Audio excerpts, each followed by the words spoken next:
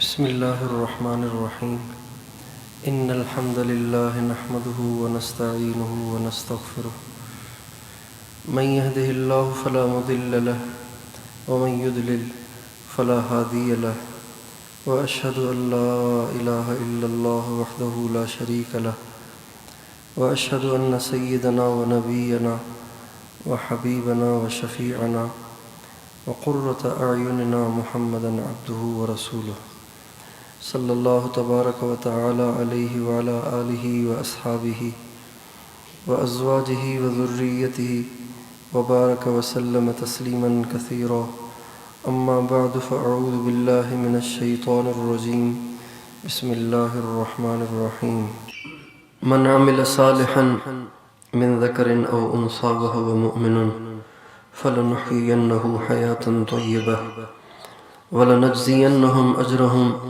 بأحسن ما كانوا يعملون سبحان ربك رب العزة عما يصفون وسلام على المرسلين والحمد لله رب العالمين اللهم صل على سيدنا محمد وعلى آل سيدنا محمد وبارك وسلم. قابل احترام ماں اور بہنوں، اللہ تعالیٰ نے ہمیں زندگی گزارنے کے لیے ایک طریقہ کار عطا فرمایا ہے.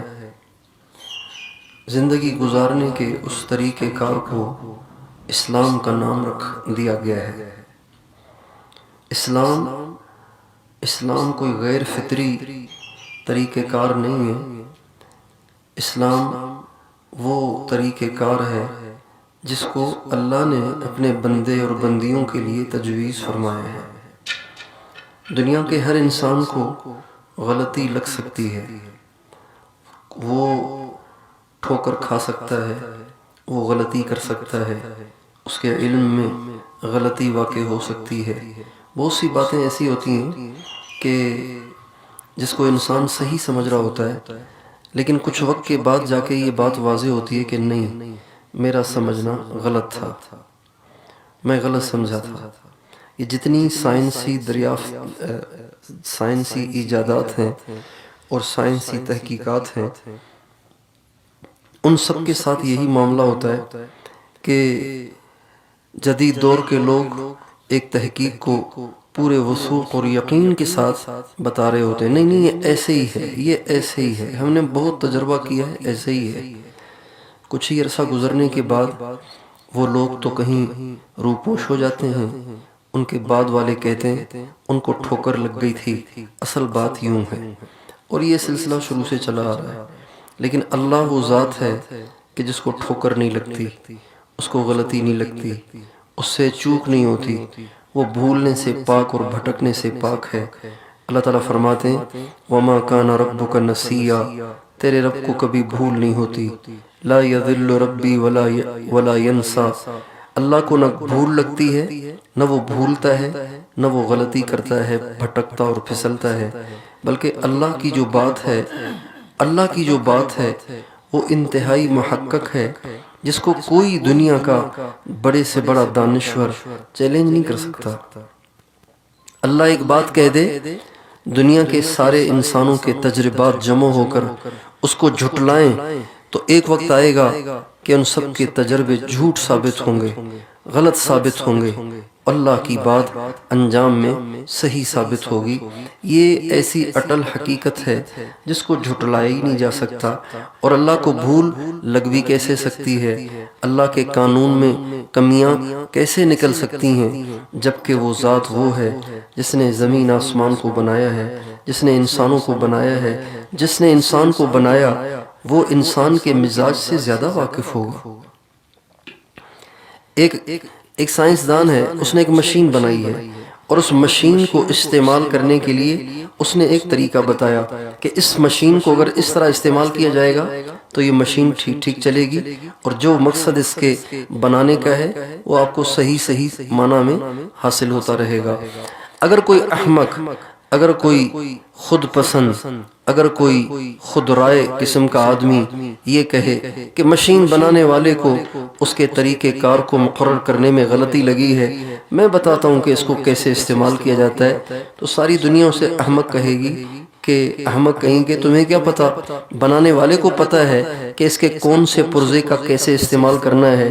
جب تم نے اس مشین کو بنایا ہی نہیں ہے اور تم اس کی حقیقت سے واقف ہی نہیں ہو، تو تم کیسے کہہ سکتے ہو کہ اس کا طریقہ یہ ہونا چاہیے؟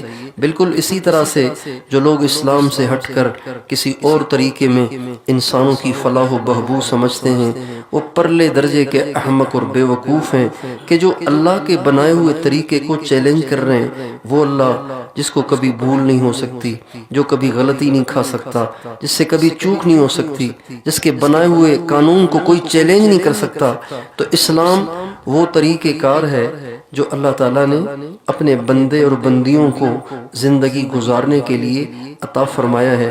عام طور سے لوگ سمجھتے ہیں کہ اسلام صرف نماز کا نام ہے، زکوٰۃ کا نام ہے، رمضان آ جائے تو روزے رکھنے کا نام ہے، اور جب حج کرو تو حج کے احکام کو شریعت کے قانون کے مطابق ادا کرنا، اس کو اسلام کہتے ہیں۔ اسی غلط فہمی کی وجہ سے انہوں نے زندگی میں جب کبھی ان کاموں کو کرنا ہوتا ہے تو وہ پوچھتے ہیں۔ آپ کو بہت سارے ایسے مرد ملیں گے، ایسی عورتیں ملیں گی جو کہیں گی کہ مفتی صاحب میں نے نماز تو پڑھی لیکن نماز میں مجھ سے یہ چوک ہو گئی، آپ مجھے بتائیں کہ یہ نماز ہو گئی کہ نہیں ہو گئی؟ اس لیے کہ وہ سمجھتے ہیں کہ نماز تو ایسے ہی پڑھنی ہے جیسے بتائی گئی ہے۔ روزے کے بارے میں بہت سے لوگ مسائل پوچھتے ہیں، عورتیں بھی پوچھتی ہیں، مرد بھی پوچھتے ہیں، اجی میں نے روزے میں یوں کر لیا ہے تو میرا روزہ باقی رہا یا ٹوٹ گیا، اور اگر ٹوٹ گیا تو اس کا کیا کفارہ، اس کی کیا قضا ہوگی، یہ پوچھتے ہیں۔ اس لیے کہ ان کو پتہ ہے کہ روزے میں ہم مرضی کے مالک نہیں ہیں، بلکہ روزے میں ہم کسی روزے کو فرض کرنے والے کے پابند ہیں۔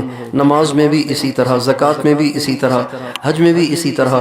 لیکن زندگی گزارنے میں ہم لوگ سمجھتے ہیں کہ مرضی کے مالک ہیں، جو جس کے طریقے پر زندگی گزارے اس کو اس کا اختیار ہے۔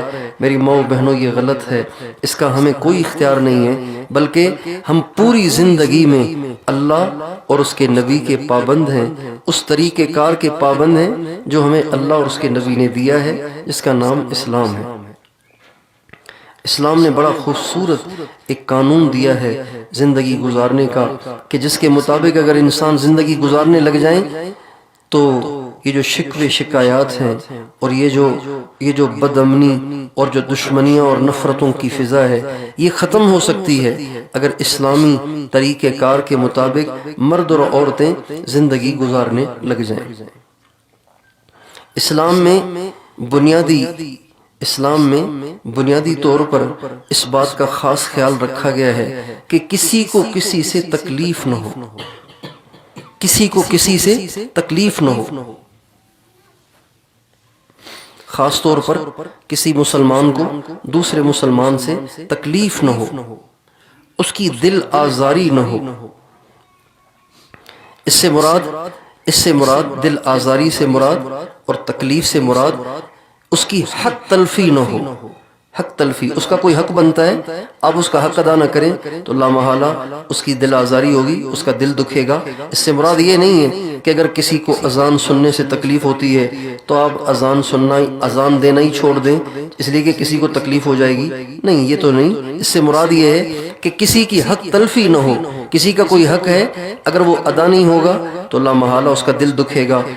باپ کا حق ہے کہ اولاد اس کی عزت کرے، جب اولاد ماں باپ کی عزت نہیں کرے گی تو ماں باپ کا دل دکھے گا۔ اولاد کا حق ہے کہ ماں باپ ان کی صحیح تربیت کریں اور ان کے ساتھ اچھا رویہ اختیار کریں، شفقت کا رویہ اختیار کریں۔ جب ماں باپ اپنی اولاد پہ شفقت نہیں کریں گے یقیناً ان کا دل دکھے گا۔ اور بیوی کا حق ہے کہ خاوند اس کا خرچہ اٹھائے، اس کی خدمت کرے، اس کا لحاظ کرے، اس کو پیار دے، اس سے نرم رویہ اختیار کرے، اس لیے کہ وہ بہت بڑی قربانی کر کے اس کے گھر میں آئی ہے۔ جب اس کا حق ادا نہیں ہوگا اس کا دل دکھے گا۔ خاوند کا حق ہے کہ بیوی اس کی خدمت کرے، اس کی اطاعت کرے، اس کی عزت کی حفاظت کرے، اور حتی الامکان جائز حدود کے اندر رہتے ہوئے اپنے خاوند کی اطاعت کرے، یہ بیوی کا خاوند کے اوپر حق ہے۔ جب خاوند اس حق کو جب بیوی اس حق کو ادا نہیں کرے گی تو اللہ معالی خاوند کا دل دکھے گا۔ تو کسی اسلام میں یہ بنیادی بات ہے کہ کسی کی حق تلفی نہ ہو، کسی کی دل آزاری نہ ہو۔ ہمارے نبی سے کسی نے پوچھا ای الاسلام افضل، یا رسول اللہ سب سے زیادہ افضل ترین اسلام کیا ہے، یعنی سب سے اعلیٰ درجے کا مسلمان کون ہے؟ تو آپ نے فرمایا المسلم من سلم المسلمون من لسانہ و یدہ، اعلیٰ درجے کا کمال درجے کا مسلمان وہ ہے جس کی زبان سے اور اس کے ہاتھ سے کسی مسلمان کو تکلیف نہ پہنچے۔ آج ہم اپنے معاشرے میں دیکھتے ہیں کہ لوگ بات کرتے ہوئے سوچتے نہیں ہیں کہ میرے ان الفاظ کا اگلے پہ کیا اثر ہوگا۔ اللہ تعالیٰ نے انسان کے الفاظ میں عجیب و غریب تاثیر رکھی ہے۔ کہنے والوں نے کہا ہے جرمہ صغیر و جرمہ کبیر، اس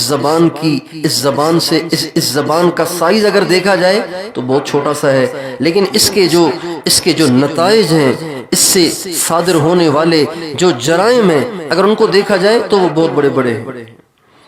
بعض دفعہ انسان اپنی زبان سے ایسا بول دیتا ہے، جس کو بولتا ہے اس کی تو نیندیں اڑ جاتی ہیں، اس کا تو کھانا اس کے لیے زہر بن جاتا ہے، وہ بیچارہ ڈپریشن میں چلا جاتا ہے ان بولوں کی وجہ سے، اور اگلے کو پرواہ بھی نہیں ہوتی کہ میں نے کیسا تیر چلایا تھا۔ اللہ تعالیٰ نے انسان کی زبان کے الفاظ میں بڑی شدید تاثیر رکھی ہے۔ حضرت علی رضی اللہ عنہ کا فرمان ہے جراحات السنان لها التیام ولا یلتام ما جرح اللسان، تیروں کے زخم، نیزوں کے زخم تو بھر جاتے ہیں اور ٹھیک ہو جاتے ہیں، لیکن زبان سے نکلے ہوئے بولوں کے زخم زندگی بھر ٹھیک ہونے کا نام ہی نہیں لیتے، اتنے شدید ہوتے ہیں۔ اس لیے ہمارے نبی فرما رہے ہیں سب سے افضل مسلمان وہ ہے کہ جب بولنے لگے تو پہلے تولے، اس کے بعد پھر بولے۔